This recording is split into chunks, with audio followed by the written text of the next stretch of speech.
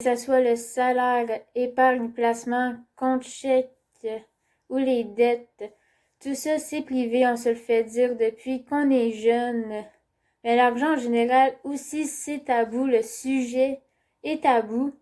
Et aujourd'hui, je vous propose de suivre l'évolution, comment que le tabou a évolué et comment aussi en parler à nos ados. C'est parti!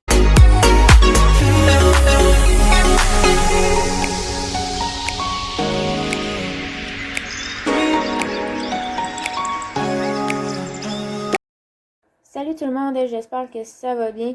Aujourd'hui, vous l'aurez deviné, on va parler de l'évolution du tabou ou de l'argent et aussi finances. Le tabou a vraiment commencé à évoluer en 70 quand les femmes ont voulu avoir une indépendance financière.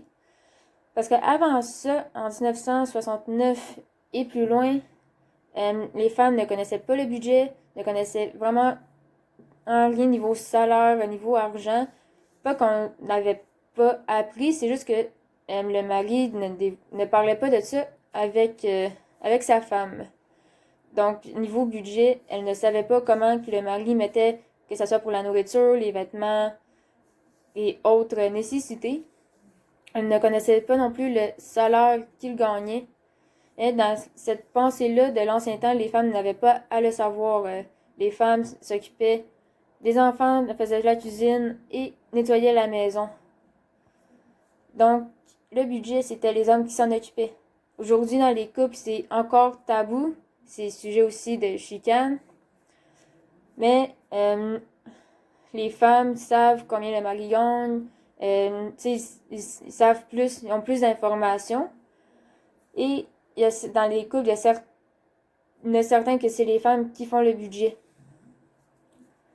Ensuite, dans les années 70, c'est sûr que si il y avait une femme qui travaillait, c'est à cause qu'elle n'était pas mariée. Elle pouvait être enseignante, infirmière, sœur religieuse. Sauf que les religieuses, comparées aux frères, ne recevaient pas de paye. Toutes les dépenses étaient assurées par le Vatican. Donc, il envoyait ça à Rome et le Vatican payait. Aujourd'hui, je sais pas comment ça fonctionne lors des dépenses, je peux pas dire. J'ai pas fait de recherche là-dessus pour être honnête. Mais par contre, je peux vous dire que les écoles ont enlevé vraiment l'enseignement au niveau finances. Je pense qu'il y avait un cours qui ça s'appelait familial ou de quoi du genre, c'est vraiment comment s'occuper d'un budget, dans le fond faire le budget et gérer son argent, comment s'occuper d'une famille, etc. Aujourd'hui, le cours n'est plus là. Donc, c'est vraiment aux parents, c'est ce que l'école dit, c'est que c'est vraiment aux parents de s'en occuper. Puis, il y a certains parents qui disent non, c'est à l'école. Bref, je sais pas encore aujourd'hui, là, mais je sais qu'il y avait un temps là, que c'était la guerre entre c'est aux parents d'enseigner ça, et les parents disaient non, c'est à l'école. Moi, honnêtement, ce que j'en pense, c'est que les parents, vous devrez vous en occuper vous-même. Comme ça, vous êtes sûr qu'ils vont recevoir l'éducation nécessaire. Parce que l'école, ben, c'est pas tout le monde qui est attentif, puis qui vont l'enseigner de manière. C'est comme moi, les maths, ça marchait pas. Bon, parce que j'écoutais pas, mais la façon que c'est enseigné, en fait, peu importe la matière, c'était pas adapté. Donc, il y a certaines choses que c'est mieux que ce soit les parents. Et vous pouvez commencer dès le plus jeune âge. Comme moi, dans le fond, ça a surtout commencé à l'âge de 5 ans. On n'a pas commencé à parler de CELI, REER. Tu sais, c'était plus... on a commencé vraiment avec la valeur de l'argent.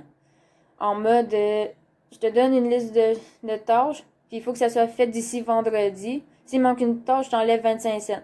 Puis c'était pareil pour mon frère, il y avait une liste de tâches à faire pour la semaine. Et s'il manquait une tâche, c'était 25 cents. Donc du coup, oui, ça nous a appris tranquillement pas vite la valeur de l'argent et que ça ne poussait pas dans les arbres dû au fait qu'il fallait qu'on travaille pour l'avoir. Donc, ça enseigne à l'enfant la valeur et que ça ne pousse pas dans les arbres, qu'il faut travailler. Donc déjà là, c'est quand même deux choses qu'il apprend. Et qu'il apprend tranquillement pas vite. Et plus qu'il va vieillir, plus que vous pourrez lui parler, mettons, budget. Dire, OK, bon, tu sais, as-tu un objectif? Et c'est quoi ton objectif? Comme moi, de mes objectifs, à 12 ans, je crois, j'avais décidé que c'était moi qui allais payer mon permis. Je voulais économiser pour ça. Y aller étape par étape. Quand on brûle pas d'étape, ça peut aller super bien.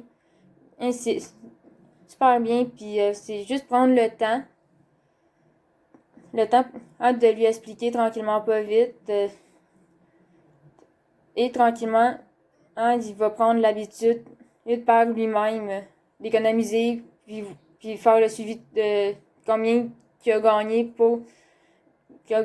puis combien qu'il reste à économiser pour atteindre l'objectif. C'est de quoi qu'il va aller tranquillement, pas vite, et ça va l'aider aussi plus tard. Donc, c'est juste un coup à donner. Se le botter un peu et se dire que c'est pour l'avenir de l'enfant afin que ça soit de quoi de acquis qui a la bonne habitude.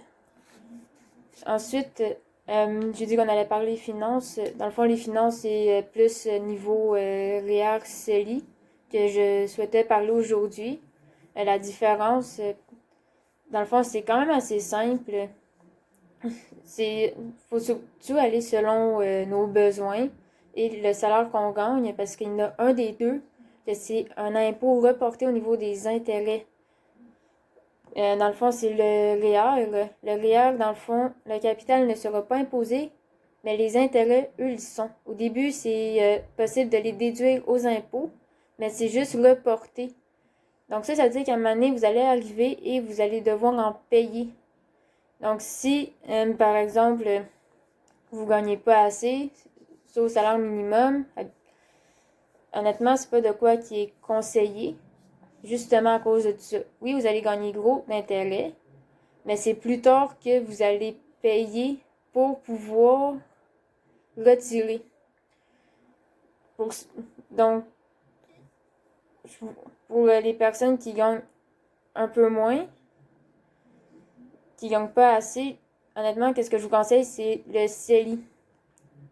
Niveau intérêt, c'est autant que le REER. L'avantage, c'est que il n'y a rien d'imposable, que ce soit le capital ou les intérêts. Le CELI, c'est 0 imposable. C'est sûr, vous ne pourrez pas le déduire des impôts, mais vous êtes sûr de ne pas en payer. Donc, pour ceux qui gagnent pas assez, vous faites ce que vous voulez, mais moi, je vous conseille le CELI, puis ceux qui gagnent quand même assez pour se permettre de payer des impôts en plus, d'une année à l'autre, à le REER, c'est pas un problème. Aussi, je voulais vous dire qu'on n'est pas obligé d'attendre d'être riche pour économiser. Qu'est-ce que je vous propose, c'est qu'on regarde l'effet boule de neige. Donc, si maintenant vous commencez avec 100$, que les intérêts, je ne sais plus, sont rendus à combien, mettons qu'on dit 5% d'intérêt pendant 3 ans, ben, le 5% d'intérêt va s'accumuler pendant les 3 années et qui vont suivre. Donc, la boule de neige qui a commencé va devenir plus gros. Puis si vous investissez un autre 3 ans, le capital vous aviez déposé plus les intérêts, encore pour un autre 3 ans, ben, la boule de neige va grandir. Donc, votre montant va grandir. Faut pas oublier que c'est les petits ruisseaux qui nourrissent les lacs. Pourtant, un ruisseau, c'est petit, c'est pas ça qui contient plus d'eau. Puis les lacs, c'est plus gros. Gros, c'est plus imposant. Mais c'est de quoi qui est petit qui le nourrit. Donc, le 100$, c'est petit, mais à la fin, ça va devenir gros. Ça va devenir un lac, une rivière. Donc, la pensée de je vais attendre d'avoir X nombre de montants pour commencer à économiser, ça marche pas. Parce que si vous attendez de l'avoir, ben, vous allez tout le temps être porté à le dépenser à droite, à gauche, pour des choses que oui, on a de besoin, mais d'autres choses qu'on n'a peut-être pas de besoin. Donc, commencer petit, c'est pas grave. Puis des fois, c'est peut-être mieux de commencer petit que d'attendre de commencer gros et finalement ne jamais commencer. Et c'est pareil si vous prenez un réal, vous pouvez commencer petit puis grossir. L'effet boule de neige, c'est peu importe l'épargne que vous faites, le placement.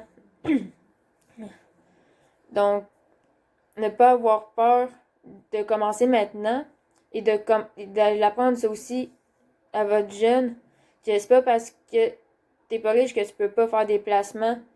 Lui montrer qu'est-ce que ça fait même si quand on commence avec peu, qu'est-ce que ça peut donner à la fin.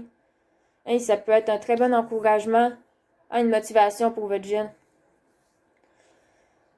Donc, c'est tout ce que j'avais à dire pour les finances. Vous encourager à enlever la mentalité de je vais attendre avoir plus d'argent pour économiser. Vous pouvez économiser maintenant, vous pouvez commencer maintenant.